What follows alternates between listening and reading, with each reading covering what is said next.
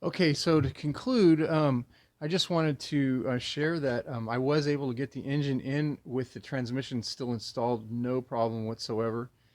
The transmission, after I removed the engine, I just had supported by placing a block of wood between the steering rack and the front of the transmission. There's not that much weight on it. So that was fine. In order to install the engine, I did have a floor jack with a block of wood under the pan to raise and lower the transmission as needed to kind of fine tune the installation. And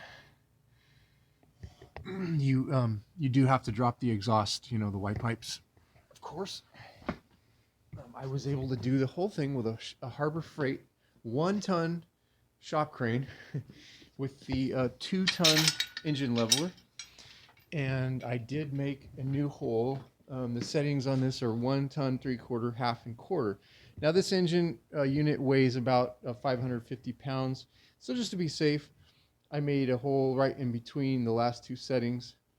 And that gave me enough space, barely, but it did, to get in there. I did have to remove the whole front bumper and everything up front like this, as you can see. And I did have to drop the front of the truck down to where the rotors were almost on the ground. Remove the hood, of course. Um, it was really easy. I mean, you just kind of have to. I did this all by myself in like half an hour. I got the engine literally back in half an hour by myself. It was that easy.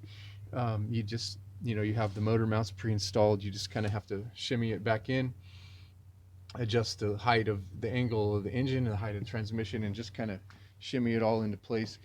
And then of course, to get the torque converter bolts in, these are the tools you're going to find are going to be indispensable.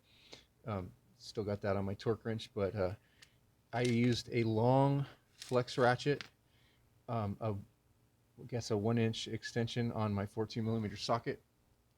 The torque value is 35 foot-pounds final torque on the bolts for the torque converter. And of course, you're going to need your breaker bar with a 22mm socket for the crank bolt. And if you get under the truck like this, with your head to the top, you're going to see that you can see up into the area where the bolts go, no problem. There's the black bolt, which is the first to come out, or sorry, the last to come out and the first to go in. I did mark it.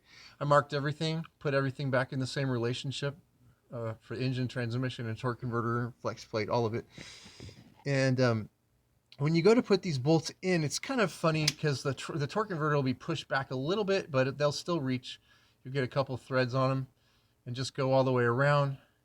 And then after you tighten the first one with the ratchet, it'll pull them all forward. So then you just go around again and then finger tighten them all, and then you can go through and torque them.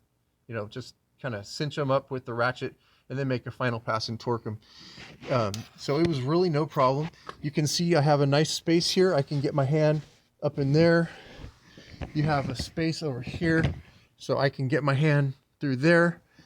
There's all kinds of room to get your fingers up in there. It is kind of a weird angle. You may have to try different things to get the bolts started, because it feels like it's a weird angle. You will need to have your breaker bar on the crankshaft socket, and then that'll allow you to turn this to get the holes perfectly lined up when you're starting your bolts, and to turn it between bolts. But all in all, this was really no problem at all. It was not that bad. And so, I mean, it's a big job to change a motor on one of these, of course, at home, but overall, it wasn't that bad.